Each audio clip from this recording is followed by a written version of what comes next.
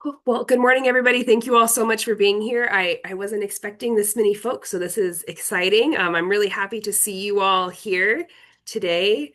Thank you so much for everybody who's already put your name and who you're connected with in the chat. If you haven't done so, if you could do that, but no pressure, but that would just be great. My name is Jen, and I am one of the staff to the Oregon Alliance to Prevent Suicide, and Amanda is also in the room, who is helping me to staff the Alliance as well while we finish out our current contract period with OHA.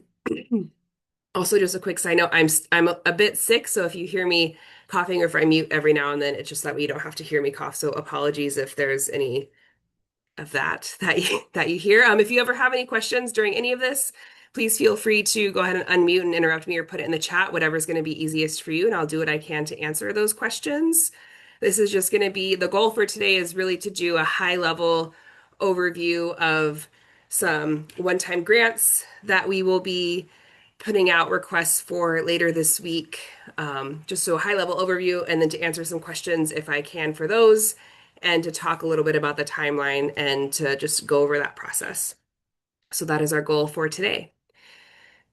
And these grants are brought to you by OHA and Orbit, also known as AOCMHP, who Amanda and I both work for. So that is where these grants are coming from. So again, these are one-time grants of up to 10,000 with the goal of like helping to build up or support infrastructure for our state's coalitions. The focus for these is specifically on the intersection of substance use and suicide prevention. What we'll be looking for in the applications is an alignment with Oregon's suicide prevention framework. I'll be going over that towards the end of our time together today, and I'll put a link in the chat with the tracker and just kind of going over that a little bit with you all. Applications will also have that connection shown between suicide prevention and substance use. There will be the goal to have a connection to reducing health inequities and then also strong rootedness in local community needs and strengths.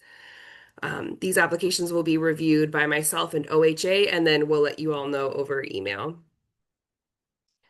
For folks, this is kind of like how we have defined regional suicide prevention coalitions. It's groups that are made up of multiple local organizations working together with a shared region-specific focus on suicide prevention. Oftentimes, membership will have folks with lived experience and then local leaders and just different folks in the community doing the work. Our priority areas for grants for what we'll be looking at is the first priority will be those who have established suicide prevention coalitions, whether it's regional or county-based or whatever that looks like for you all, including suicide prevention, including coalitions that encompass other prevention activities. But the funding will be used like specifically for suicide prevention, the substance use crossover for the specific grant. Our second priority area will include groups interested in establishing a suicide prevention coalition. And then our third priority are established coalitions that are focused on suicide prevention, but may not necessarily like have that regional focus. But that's kind of how we'll be looking at folks in the applications as they come in. Timeline. So today you are all here for the webinar, February 17th. If you can believe it's February's halfway over, it's weird.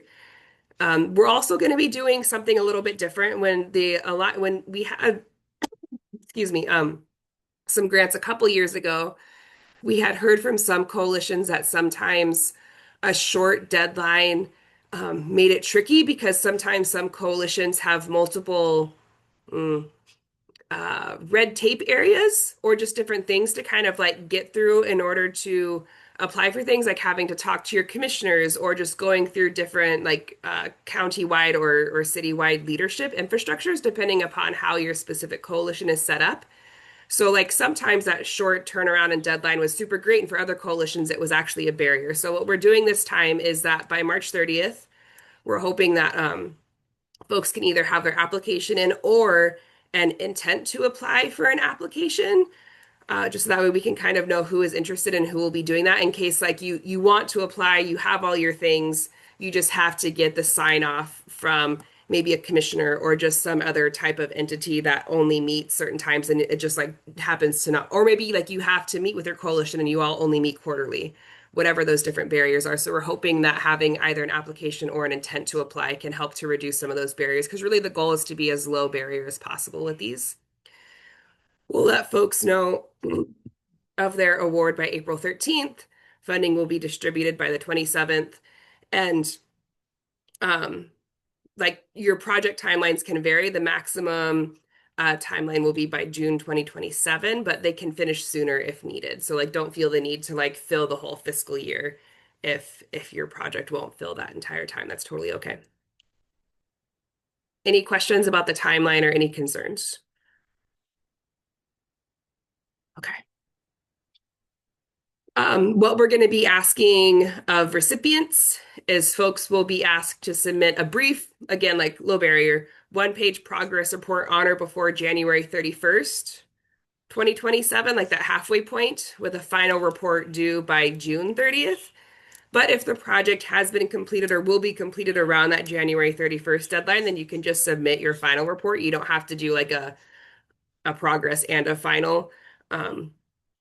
And details of that requirement will be emailed out to folks when the grant is awarded. So just like either one or two kind of reports is all that's going to be asked. And it will be like just really brief, like how the funding was used, what your project looked like, what are some things that you're hoping to be able to continue, like just like big picture things. And then we're also going to be having some learning collaboratives. We've had learning collaboratives. They've been on a bit of a hiatus, but they're going to come back. And so you're totally welcome to attend these when you're available to meet. Here is the schedule with some big picture kind of like topics. If folks are interested in any of these, you can always let me know in the chat or via email and I can send you the invites. And these are not a requirement, but just if they happen to match your area of interest, then you're able to attend. But they will be the third Thursday of every other month from 10 to 11:30. With a wrap-up meeting in June of 2027. So before I get into more of like the technical things, any questions about like the requirements and what will be asked of recipients or anything that we've talked about so far? Okay, cool. So why substance use and suicide prevention? Why that crossover? So as we all know, there's a connection between substance use and suicide attempts and suicidal ideation. Substance use has also been shown to increase the risk of attempts and deaths. So we have, now I will share my other screen. Well, before I do that, let me put the link in the chat just a second.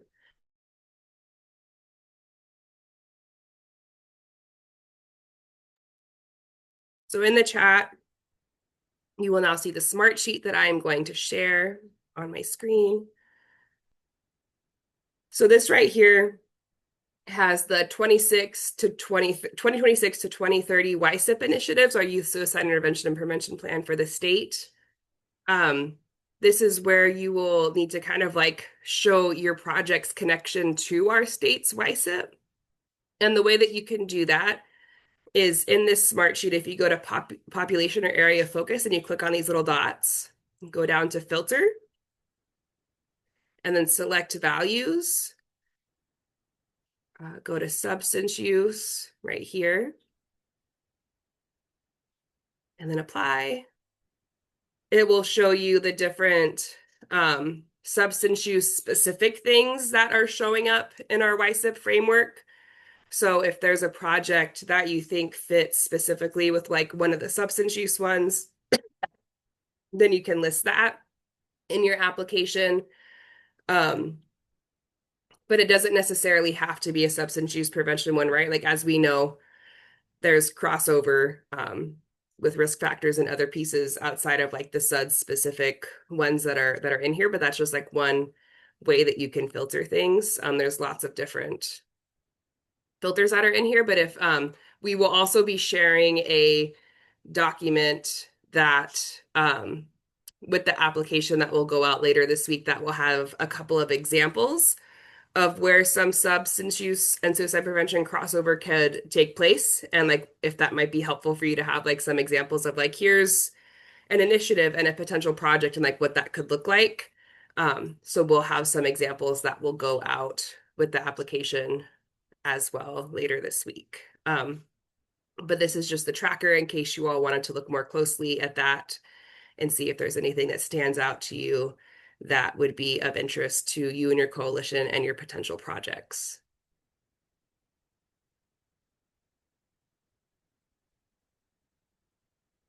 That is all of the information that I have. Like what questions do folks have? Like that's really kind of like the big picture.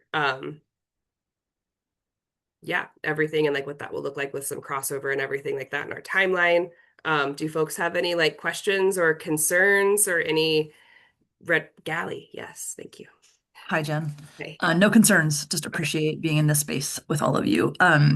From the financial component of this, does this fund, I'm looking at the forms that we need to fill out for our commissioners, so Mhm. appreciate the time on this. Does the funding allow for indirect costs? Mm. Can we use funding for indirect? Could you give me an example of what that might look like? The cost of like our administrative team to process the money, like the behind Mm. the Okay. scenes. Yes, Um, I believe that it will. Let me pull up. Let me see. Do do do do do. Um, Yes, it looks like the only thing that funding may not be used for is anything that would otherwise be billable to Medicaid. So here, I'll share my screen one more time. The application hasn't been fully finalized. There's a couple more changes to it, which is why I haven't shared it out. But like, this is an example of like what we think that budget, like what we'll be asking for budget wise. Um, for a projected budget. And again, too, like whatever you submit to us, if there has to be any changes, like please don't feel the need to like follow this like to the if you as you're acting, you know what I mean? So like don't feel that what you submit to us has to be you can always let us know if there's changes. So yeah, funds may not be used for anything that could otherwise be billable to Medicaid. And it looks like the overhead, which may be also considered indirect costs, I think, would be like a limit of around like mhm. 10%. That's perfect. Thank you, Jen. Yeah. And then also, if you guys like wanted to see, this is what the scoring rubric will look like too. Caroline. Hi, Jen. Um, let's see.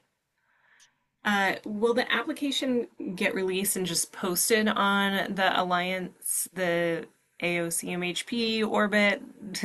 Where is it getting posted? And is there any issues? You know, our coalition is regional. Are there any issues around a regional coalition? And it sounds like bolstering current efforts could also be included just as long as there's that SUD and suicide prevention connection. Yeah, Yes, yeah, great those are my. question. So this will be sent out through our Alliance listserv, like over email. I'll also post it to our website. So it will be on there. I can pull that up. I'll try and do that while I'm talking so that way I can show you where that will live. So that's where that will go out. And then regional, that's totally okay. The fact that it covers like multiple counties, there's nothing that will be okay. There's nothing wrong with that. And then yes, current infrastructure, bolstering current stuff with the SUD. Um, but then also, yes, that all of that will be okay. I think like just one of the not concerns because it's not a concern. I think like, but I can't think of like a different word. But I think since it is just one-time funding and not ongoing, I guess just a worry would be like kind of starting something new without being able to say that we would be able to continue funding something. So just thinking about that, like when thinking around your coalition and kind of like uplifting existing efforts, to see like if that would help versus like us not being able to guarantee like this is one-time funding, so not wanting to necessarily start something new without being able to continue to provide funding for it, if that makes sense.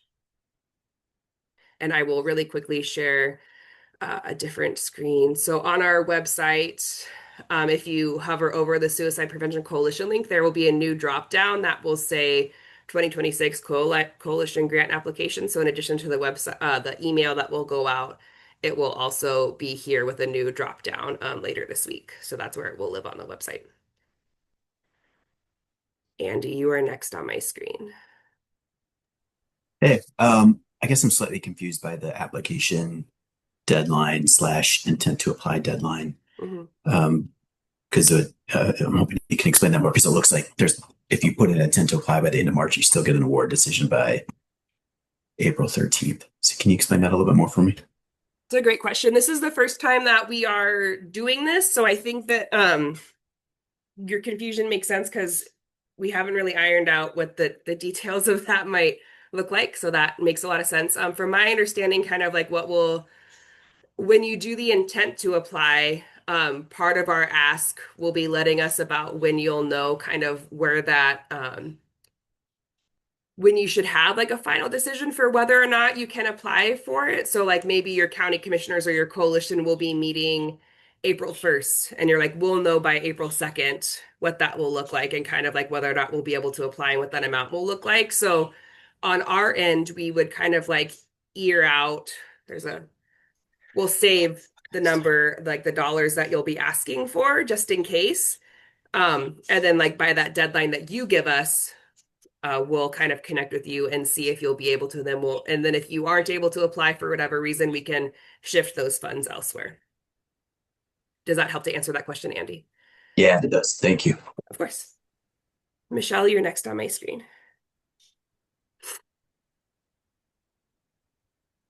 Oh, you're still muted, Michelle. It's helpful to be able to hear. Just a quick question based on the fact that we had applied for this before and had used this grant. Looking at the process and the timeline, it would probably be easier if one of our community partners applied for it. Can we go that route? That's a good question. And you can get back to me on that. It's just they're part of our coalition. They are, they're co-chairing, they're doing the work with us, but it would speed up our process tremendously if they had the ability to apply. Yeah. I can confirm that. Okay. I feel like as long as it's kind of like going towards the coalition. Yeah, it'd 100% be used in the same way as if we were to apply. It would just be through a different agency. Yeah. And I'm happy to have follow-up conversation about that if it's helpful. Yes, let me Jill was triple booked for this hour, so that's why she's not here. So I wrote down that question. I will follow up with her about that to see, but I feel like that should be fine. Okay. But yeah, let me just confirm that and then I can send that out to the group too, just so that way everybody can know, just in case others are also potentially in that same boat. But thank you for asking that question, Michelle. Yep. It's a good question. Great. Thanks. Yeah. James, you're next on my screen. Yes, can the funds be used to purchase lethal mean storage or Narcan? I feel like some groups did that last time around, so let me confirm, but I think that makes sense with that said crossover, right? To be able to do that and to like have ideas. Like I know Clackamas, what one of the projects that they did last time was kind of, which is a little bit, but they had there was a good name for it. It was the Safer Home boxes. Yeah, Thank we you. used them, James, and Clackamas last time. When you sent me that flyer, Gally, we started our Safety Starts at Home program, so it's up and running. Woohoo! So we're trying to Go figure out how to Multnomah. augment that. Right on. So yeah, if that can work, that would be exactly what we'd apply for to kind of keep that ball rolling. So let me know. I think we'll apply. Thank you. Awesome. Thank you. Yeah, I feel like that perfectly fits. So yeah, I think that would make a lot of sense. So yes, that should be good. Thank you. Thank you. Yeah. What other questions do folks have? These are all really good, kind of like ongoing questions that I hadn't thought of. So thank you. What other questions or concerns? Let me check the chat. Oh, and the application. So somebody had asked if it would be a jot form or a Word doc. Last time we used a Word doc and that seemed to be pretty accessible and okay for folks. If people are okay with it, we would probably just do the same Word doc this time around. So it would literally, again, like there's going to be some small changes to it. So don't look at this as like the final thing. But this would pretty much be, this would be the application. So it would start off, this is pretty much a lot of the information that was included in the PowerPoint, the timeline, all this yay fun stuff, some examples of things. And then like the app, you just type into this guy, and like then that you would just save this and send it over. You do not have to give very long answers at all, just really kind of like bullet points or short sentences. It doesn't have to be a district, like it just whatever information. And then, yeah, you would send it in this way and like type it into this document and send it to us. So that's what we did previously. So unless folks have any big concerns or red flags, that's what we would do again this time with about like how to apply would be that process. The one big difference between this grant and the previous grant is that U of O is not going to, the University of Oregon Suicide Prevention Lab will not be participating in this round of grants. Last time they kind of helped with some of the evaluation and looking through some of those pieces with grantees. They aren't able to be a part of it this time around. So that's like one of the biggest changes. I saw a question around how many grants are available. The exact amount that we were given is escaping me in this moment. So I apologize. I do not know how many grants are available, and that's not me like I can't remember how much we had, what the funding was. But our hope is to be able to fund as many folks as possible. And I think that I mean, again, like, this is a one-time grant, but like a secret hope that I have is that if we show like just a huge need for it, maybe some money will be found in the future. Again, like the previous ones were supposed to be a one-time grant, and then we were able, like OHA found some money again. So like if we can continue to show like, hey, there's this really big need, and folks really want to like do this work, you know what I mean? Like we can keep showing the state, and maybe we can continue to maybe there will be pots that could be found to be able to do some ongoing work. Caroline, good question. Is there any level of evaluation expectations outside of the reporting requirements? No. It'll really just kind of be in like a simple one-page report that we have sent out around that. And I guess like if folks have any questions or not concerns, any like questions or like wants around evaluation support, that could be something that we could add into one of our webinars that we have. The webinars, I know that I showed like some topics, but like those could be changed out if needed. So if evaluation is like a really big ask or a really big desire to like learn more and kind of like ask questions and dig into that to see like what's working and what isn't working, we can totally have that be an area in our ongoing webinars too, if that's helpful to see if like maybe somebody could come for like a one-time thing. But no, there won't be any evaluation expectations outside of the reporting requirements. That's a very good question, Karen. So as folks know, the YSIP is, youth and young adult connected, right? Like up to age 24. However, I feel like they're definitely, my brain is, you're seeing me think, I'm thinking. I think there has to be some kind of like youth focus and like connection to like youth and young adults. However, I think that connection could totally be made as in like the family or like caregiver or like adult supporter role, right? So if like there's kind of like some of that connection around like substance use support for adults and how like that impacts our youth. Nobody lives in a vacuum. Our youth don't live in a vacuum, right? And so like we all impact one another, and especially like our adults and our caregivers and our trusted support. So yeah.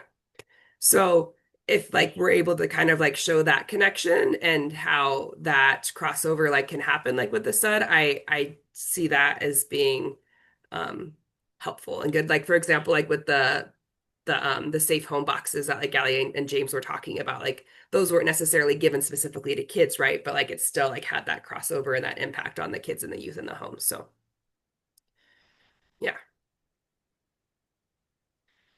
Any other questions or concerns? Or maybe not concerns, questions or ideas or things. Okay. And this also definitely doesn't have to be like a one-time conversation. If you happen to think of something, I'll put my email in the chat. Oh, Jen, I just wanted to say thank you for the longer timeline that you all have given us. I think many of us in this room can speak to the bureaucratic red tape that is really kind of a headache. And so just appreciate the extra time and flexibility you all are giving us. It's helpful. Yeah. Yeah, no, that was something. I think that was like one of our first aha moments, like last time around, is we were just like, oh, we can, the shorter timeline, like get these out at the door as fast as possible. People I think you were probably like Clackamas and others were just like, but we have commissioners that we have to go to. Like our coalitions don't meet all the time. We have to run this past them. We're just like, oh yes, that makes sense. There's others that are involved in things. So yeah, so I'm glad that we were able to add kind of like another level of like that intent to apply. And then if folks do like have any questions again, like we really do like I want folks to get money. Like money, I think it we need we need it to be able to do the things that we want to do, right? And so however we can get this money out the door to you all to help with your communities. And like Amanda said, you don't have to ask for the full 10,000. And yeah, we will definitely kind of like if we happen to get like a bunch of applications and still have funding left over, not that we have like we don't have tons, but just if we'll let folks know. Like the goal is to definitely spend out through grants the money that we have. And then there was another question that now my chat, where'd you go? The application should be sent out. I'm just waiting to get some final potential like small changes from Jill. For that to be sent out. And so the goal is by Friday at the very latest, but I'm hoping before this Friday, because it's Tuesday. So yeah, I'm hoping before this Friday, it will be able to be sent out. The application and the recording to the webinar will be sent out to folks. And it will also be available on our website. I'll go ahead and share the screen really quick again. So on our website, if you hover over engagement and go down to webinars, oh wait, that may not make sense. So it will be in I hate when things are in multiple places. So I'm sorry in advance that I'm doing this to you all, but it will be both on the webinar page. If you click there, our fancy and the previous, it will be down here somewhere. But then it will also be, if you hover over the Suicide Prevention Coalitions, when there's the new tab for the 2026 Coalition Grant application, it will also be on that page. So it will be on both the webinar page and the Coalition Grant application page that will show up. So yes, it will be in both places and it will be sent out via email along with the application later this week. I think that was the full question. Yeah. Also, if you want to get to the webinar, the recording before, I'll put the link to our YouTube channel because it will be uploaded there before things are sent out. All of our recordings are here, including like just all of our previous webinars and our quarterlies and stuff. So that's our YouTube where you can go and the recording will be once it does the fancy thing that it does after like it's done recording and converting and stuff, I'll upload it to there so that it will even be available later today in case folks want to see it before it gets sent out. Okay. Any other questions that folks have for me today? Okay. Well, if you all happen to like, as soon as I hit end for this, if you're just like, wait, no, I want to ask this, my email's in the chat. Please feel free to email me and I'll do what I can. I will be taking part of today off just to rest. The whole house woke up Friday ill and me and the youngest are still sick. So I'll be taking the rest of the day off to kind of like rest. Thank you, but I'll get back to emails when I can. And yes, the email will go out by Friday at the latest. Even as you're filling out the application, please let me know if you have any questions. I want this to be like as low barrier as possible to get you all the money to do the great work that you're doing. So, yay, OHA finding money. Yay. Okay, cool. Well, thank you all so much for your time, and I hope that you have a great rest of your day. Thank you, Jen. Yeah, thank you.